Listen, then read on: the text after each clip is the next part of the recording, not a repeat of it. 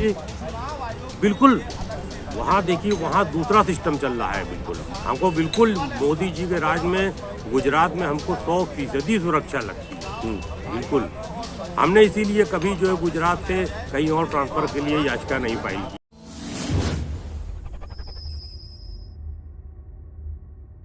क्या ये सच नहीं कि जिस अतीक अहमद के खिलाफ पीड़ित परिवारों ने मुकदमा दर्ज कराया उसके परिवार के खिलाफ, वह समाजवादी पार्टी के द्वारा पोषित माफिया है और उसकी कमर को तोड़ने का काम हमारी सरकार ने किया है। और फिर मैं कहता हूं, इसे हाउस में कह रहा हूं, इस माफिया को मिट्टी में मिला देंगे। सरकार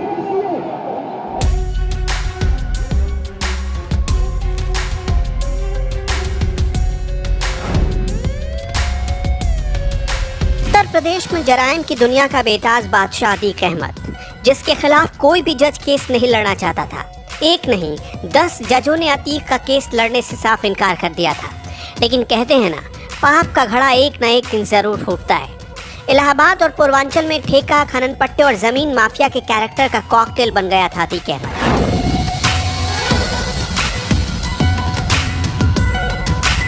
10 अगस्त 1962 को इलाहाबाद के चकिया में एक टांगे वाले के घर बेटा पैदा हुआ, जिसका नाम रखा गया था अतीक अहमद। अतीक को बचपन से पढ़ाई में कोई रुचि नहीं थी। वो हाई स्कूल में फेल हो गया।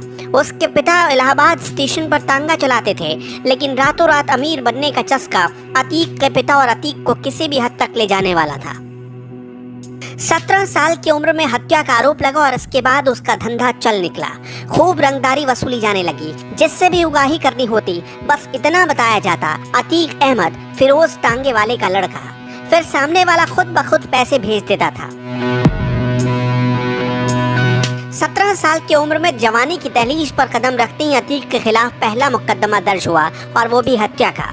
साल 1979 में 17 साल की उम्र में अतीक अहमद पर कत्ल का इल्जाम लगा। उसके बाद जुर्म जैसे अतीक का शक्ल बन गया और अतीक ने कभी पीछे मुड़कर नहीं देखा।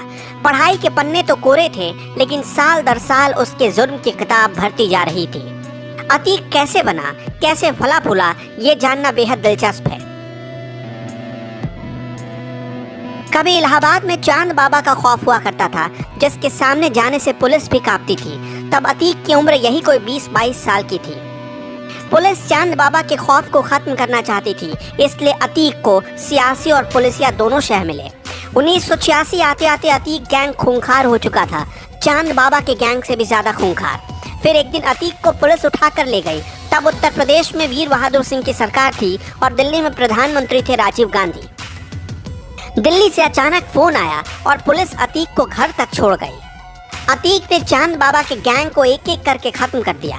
1987 आते आते अतीक को पता चल चुका था, जुर्म की दुनिया की बादशाहत बरकरार रखनी है तो राजनीति की छांव में जाना ही पड़ेगा। अतीक अहमद को समझ आ चुका था कि सत्ता की ताकत से वो क्या क्या कर सकता है। इसलिए 1989 में उसने इलाहाबाद पश्चिमी विधानसभा सीट से निर्दलीय चुनाव लड़ा और विधायक बन बैठा। चांद बाबा के खात्मे के बाद अतीक का खौफ इस कदर हावी हो चुका था कि उसके खिलाफ चुनाव लड़ने को कोई तैयार ही नहीं होता था। अतीक 1991 और 1993 में फिर से इलाहाबाद पश्चिमी सीट से चुनाव जीत गया।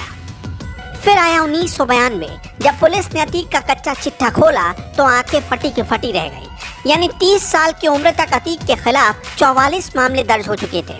उत्तर प्रदेश के लखनऊ, कौशाम्बी, चित्रकूट, इलाहाबाद में कई मामले दर्ज थे। अतीक के खिलाफ सबसे ज्यादा मामला इलाहाबाद में दर्ज हुआ। उसके जुर्म का किस्सा उत्तर प्रदेश से बाहर निकलकर बिहार तक चला गया। बिहार में भी अतीक के खिलाफ हत्या, अपहरण और जबरन वसूली के मामले दर्ज हुए। 1996 में अतीक को समाजवादी पार्टी ने अपना कोहिनूर बना लिया। अतीक फिर चुनाव जीत गया। हर चुनाव के बाद अतीक के बाहुबल में कई गुना का इजाफा हो जाता था। 1999 में अतीक ने दल बदला और अपना दल में शामिल हो गया। फिर वो 5वीं बार विधायक बना। महंगी और लग्जरी गाड़ियां, इंपोर्टेड हथियार, ये अतीक अहमद के सबसे बड़े शौक बन गए। 2004 में अतीक फूलपुर लोकसभा सीट से चुनाव लड़ा और संसद पहुंच गया। फिर अपनी विधानसभा सीट इलाहाबाद पश्चिम से उसने अपने भाई को चुनाव मैदान में उतारा, लेकिन उसका भाई चुनाव हार गया। 4000 वोटों से जीतकर विधायक बने सपा के राजू पाल। राजू कभी अतीक का दाहिना हाथ हुआ करता था।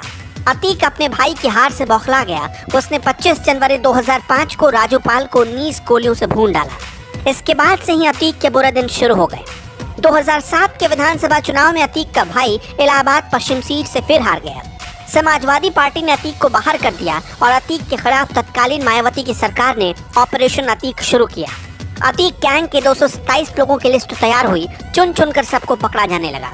1986 से 2007 तक अतीक पर 1 दर्जन से ज्यादा केवल गैंगस्टर एक्ट के तहत मामले दर्ज किए गए। 2 महीने के भीतर अतीक पर इलाहाबाद में 9, कौशाम्बी और चित्रकूट में 1-1 मुकदमा दर्ज हुआ। अतीक पर 20,000 का इनाम घोषित किया गया। उसकी करोड़ों की संपत्ति सीज कर दी गई, बिल्डिंग गिरा दी गई, अलीना सिटी को इलीगल घोषित कर दिया गया। सब प्रॉपर्टी या तो गिर गई या जब्त कर ली गई। सांसद रहते हुए अतीक के खिलाफ पूरे देश में लुकआउट नोटिस जारी हुआ। अतीक दिल्ली से गिरफ्तार हुआ और जेल में डाल दिया गया। 2012 में अतीक ने अपना दल से चुनाव लड़ने की तैयारी शुरू की। उसने इलाहाबाद हाई कोर्ट में बेल की अर्जी डाली, लेकिन कोर्ट के 10 जजों ने उसका मामला सुनने से खुद को अलग कर लिया। 11वें जज तैयार हुए और अतीक को बेल मिल गई।